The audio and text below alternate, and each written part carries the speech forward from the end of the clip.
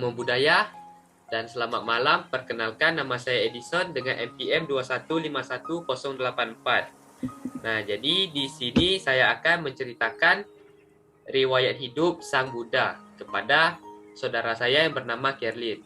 Namo Buddhaya, Kerlin. Halo Edison. Jadi Pangeran Siddhartha itu lahir di bulan purnama pada bulan Mei di tahun 623 sebelum Masehi di Taman Lumbini.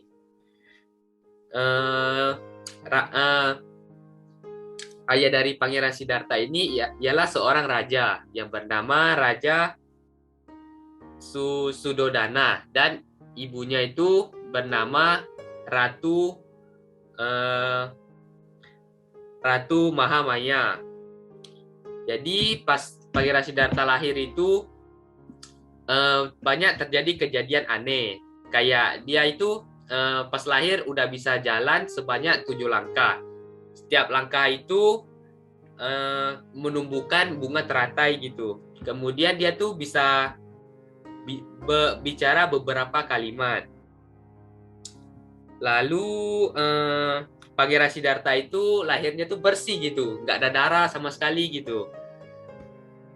Jadi setelah 7 hari melahirkan Pangeran Siddhartha, ibu dari Pangeran Siddhartha ini meninggal gitu. Terus tidak lama setelah itu ada seorang petapa yang datang mengunjungi Pangeran Siddhartha gitu. Dia tuh meramalkan bahwa jika besar nanti Pangeran Siddhartha itu akan menjadi seorang Buddha. Nah, jadi setelah mendengarkan lamaran itu, ayah dari Pangeran Siddhartha ini nggak setuju gitu. Ayah dari Pangeran Siddhartha ini dia pengennya anaknya itu menjadi penerus tahta kerajaannya gitu. Jadi dia tuh bilang kepada petapa itu, gimana sih supaya anaknya nggak menjadi Buddha gitu di kemudian hari. Nah, jadi petapa itu mengatakan kepada raja untuk menjauhkannya dari orang yang mati, orang yang sakit, orang tua, dan orang suci. Gitu. Biar dia nggak menjadi seorang Buddha. Jadi selama 16 tahun, Pangeran Siddhartha dikurung di dalam istananya gitu. Jadi kemudian di usianya yang ke-16 tahun, Pangeran Siddhartha menikah dengan saudaranya yang bernama Yasodhara. Dan kemudian mempunyai seorang anak yang bernama Rahula. Nah, terus pada suatu hari Pangeran Siddhartha meminta ke ayahnya untuk keluar dari istana gitu. Soalnya dia kan bosan tinggal di istana selama 16 tahun gitu. Lalu dia tuh terus memaksa ayahnya sampai akhirnya sang ayah pun menyanggupi permintaan Pangeran Siddhartha gitu. Kemudian si ayah itu merekayasa kejadian yang sebenarnya gitu. Kayak di setiap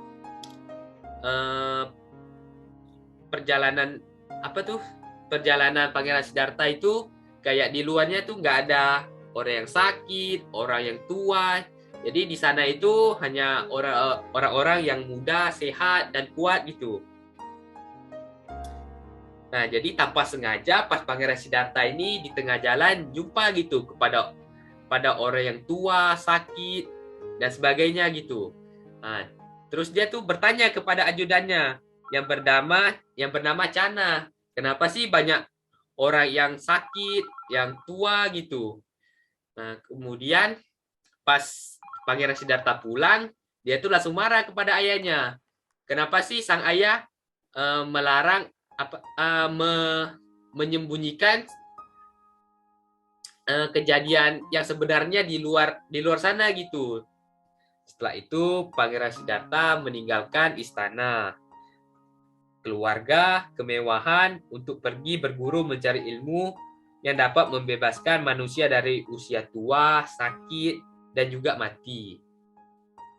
Jadi pada suatu malam Pangeran Siddhartha itu memutuskan untuk meninggalkan istana dengan ditemani oleh ajudannya yang bernama Cana. Tekadnya itu telah bulat untuk melakukan pelepasan agung dengan menjalani hidup sebagai seorang petapa. Jadi dalam pengembaraannya itu Pangeran Siddhartha berguru kepada Alara Kalama dan Udaka Ramaputra. Jadi dari kedua guru tersebut dia tuh masih belum puas gitu. Karena masih belum memperoleh dari apa yang diharapkannya gitu. Kemudian Pangeran Siddhartha ini menyiksa diri dengan ditemani oleh 5 orang pertapa di hutan Uruwela di tepi sungai Nairanjana yang mengalir di dekat hutan Gaya.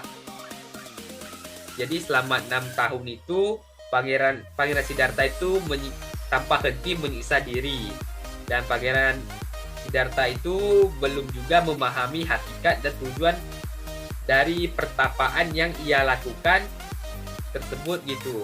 Hingga akhirnya ia memutuskan untuk menghentikan bertapanya dan pergi ke sungai untuk mandi, dan badannya itu tinggal tulang dan hampir tidak sanggup untuk menopang tubuhnya gitu. Dengan badannya udah lemah yang membuatnya hampir putus asa, terlebih lagi banyak godaan setan yang dahsyat gitu. Tetapi dengan kemauan yang keras ia tuh terus melanjutkan pertapaannya. Hal ini terjadi karena ketika bintang pagi memperlihatkan dirinya di ufuk timur. Nah, jadi selama bertahun-tahun Pangeran Siddhartha bertapa, akhirnya ia tuh mencapai penerangan sempurna dan menjadi Samyaksam Buddha. Tepat saat bulan purnama raya di bulan Waisak ketika ia berusia 35 tahun, tubuh Pangeran Siddhartha itu memancarkan 6 sinar Buddha. Jika ia telah mencapai penerangan sempurna, Petapa Gotama ini mendapatkan gelar kesempurnaan, yaitu Buddha Gotama, Buddha Shakyamuni, Tathagata, Sugata, Bhagawa, dan sebagainya. 5 pertapa yang mendampinginya itu di hutan Uruwela merupakan murid pertapa Sang Buddha yang mendengarkan khotbahnya yang pertama kali, yaitu Dhammacakka Pawatana.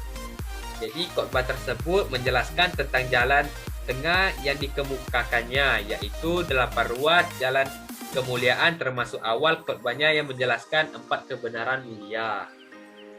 Nah, kemudian Sang Buddha pun kembali berkelana menyebarkan dharmanya selama 45 tahun kepada umat manusia dengan penuh cinta kasih dan kasih sayang.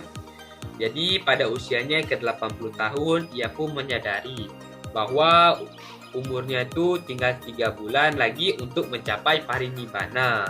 Sang Buddha pun dalam keadaan sakit terbaring di antara 2 pohon salad di Kusinagara, memberikan khotbah dharmanya yang terakhir kepada murid-muridnya, lalu ia pun parinibbana. Nah, jadi gimana nih tanggapan Kerlin setelah mendengarkan riwayat hidup Sang Buddha ini? Tanggapan saya, ternyata untuk mencapai penerangan sempurna Sang Buddha itu harus menjalani perjalanan yang hidup sangat berat supaya kita bisa mempelajari dhamanya dengan mudah. Seperti sekarang kita mempelajari agama Buddha. Begitu tanggapan saya. Oke. Baik, terima kasih kepada Kerlin yang telah mendengarkan cerita dari saya mengenai riwayat hidup Sang Buddha. Jadi jika ada terjadi kesalahan dalam cerita saya ini, saya mohon maaf. Sekian dari saya. Terima kasih dan sampai jumpa. Namo Buddhaya. Namo Buddhaya. Bye-bye. Bye.